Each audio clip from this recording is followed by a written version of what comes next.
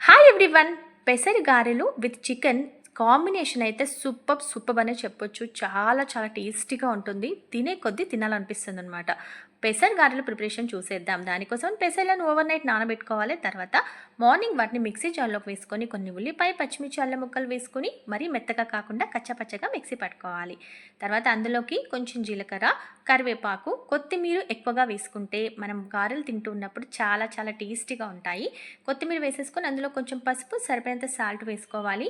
ఈ పప్పుకు ఈ కొత్తిమీర, కరివేపాకు, పసుపు, ఉప్పు అన్నీ పట్టేలా మంచిగా మిక్స్ చేసుకోవాలి. తర్వాత కడాయిలోకి ఆయిల్ తీసుకొని హీట్ అయ్యాక లో ఫ్లేమ్లో పెట్టుకొని నేను చూపించినట్టు గారెలను వేసుకోవాలి.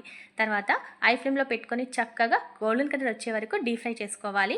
చాలా చాలా క్రిస్పీగా టేస్టీగా ఉంటాయి ఈ గారెలు అయితే. చాలా చాలా కమ్మటి టేస్టీగా ఉంటాయి.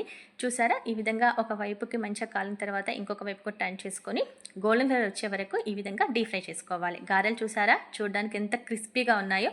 దీని కాంబినేషన్ చికెన్ కర్రీ కూడా రెడీ అయిపోయింది. ఇంకెందుకు ఆలస్యం, తిని టేస్ట్ ఎలా ఉందో చూసేద్దామా. గారెలకి చికెన్ కాంబినేషన్ అదిరిపోతుంది. మా పిల్లలు అయితే ఎంజాయ్ చేస్తూ తినేశారు. టేస్ట్ అయితే చాలా చాలా బాగుంది. Thank you.